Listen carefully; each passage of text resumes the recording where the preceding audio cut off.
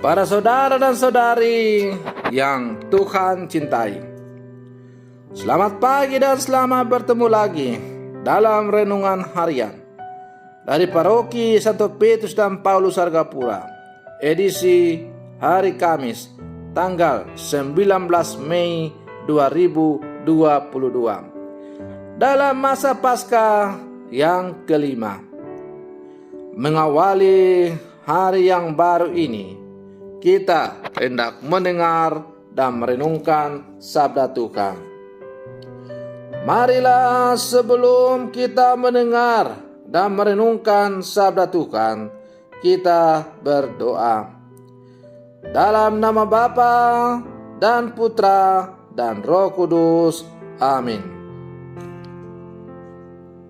Allah Bapa Maha Setia, datanglah membaharui perjanjian-Mu dengan Abraham dalam diri Yesus Kristus Tuhan kami. Ajarilah kami mengimani Dia dan perkenankanlah kami memasuki tanah perjanjian. Bersabdalah ya Tuhan, kami siap untuk mendengarkan. Terpujilah Engkau Bapa, Putra dan Roh Kudus, kini dan sepanjang segala masa. Amin. Para saudara dan saudari yang Tuhan cintai, sabda Tuhan yang hendak kita dengar dan kita renungkan untuk mengawali hari yang baru ini, hari Kamis dalam masa Paskah yang kelima, diambil dari Injil Yohanes pasal 15 ayat 9 sampai 11. Tuhan bersamamu. Inilah Injil suci menurut Yohanes. Dalam amanat perpisahannya, Yesus berkata kepada murid-muridnya, "Seperti Bapa telah mengasihi aku, demikian juga aku telah mengasihi kamu. Tinggallah di dalam kasih-Ku itu.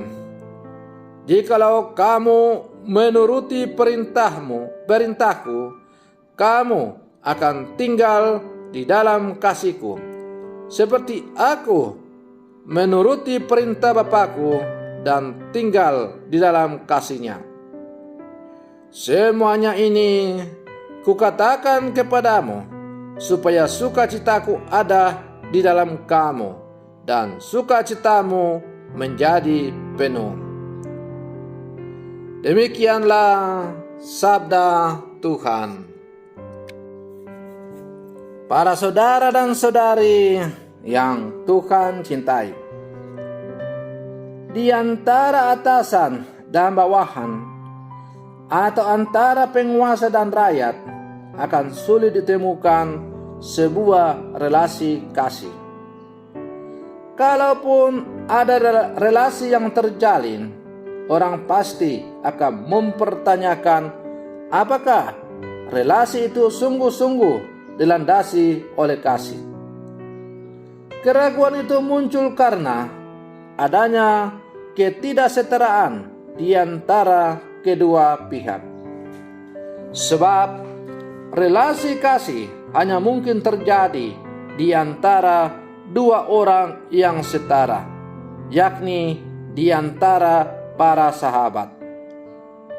Para saudara dan saudari yang Tuhan cintai, maka dalam bacaan Injil yang baru saja kita dengar pada hari ini, Yesus berbicara tentang kasih. Ia menyebut kasih paling tinggi adalah kasih yang menggerakkan seseorang untuk memberikan dan mengorbankan diri. Tidak ada kasih yang lebih besar daripada kasih seseorang yang memberikan nyawanya untuk sahabat-sahabatnya. Kamu adalah sahabatku jika kamu berbuat apa yang kuperintahkan kepadamu. Para saudara dan saudari yang Tuhan cintai. Yesus sesungguhnya sedang berbicara mengenai Allah yang adalah kasih. Ia meminta murid-muridnya supaya belajar untuk bersahabat satu sama lain. Kan di dalamnya mereka akan mengerti cara mengasihi yang sejati, seperti yang telah dilakukannya kepada mereka. Kasih dalam hal ini juga dapat diungkapkan dalam rasa hormat terhadap sesama pengikut Kristus yang setara.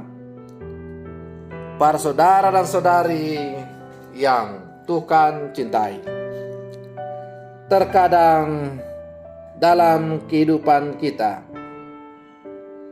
kadang-kadang tergoda untuk menerapkan aturan-aturan yang kaku terhadap saudara-saudari.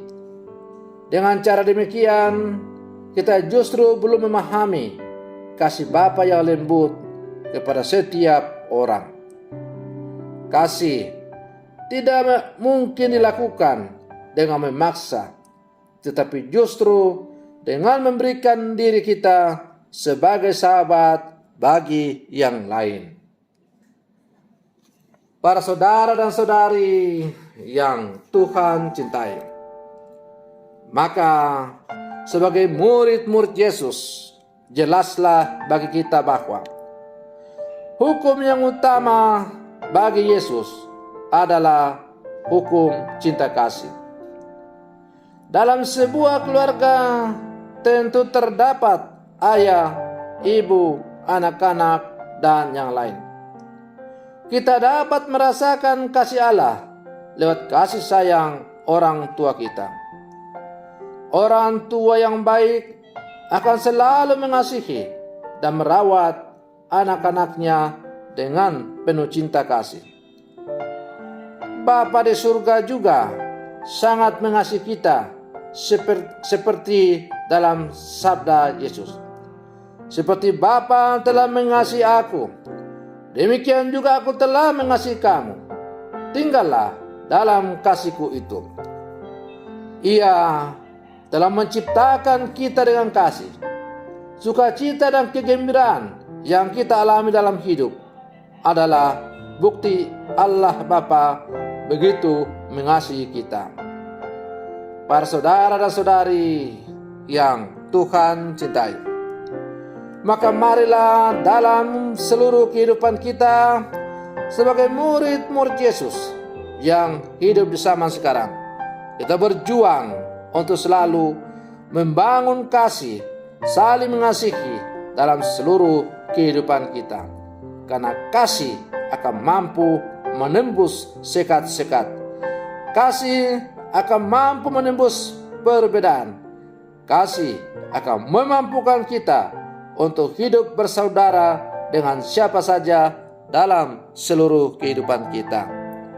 Maka mari terus memperlihatkan, memancarkan kasih dalam kehidupan ini.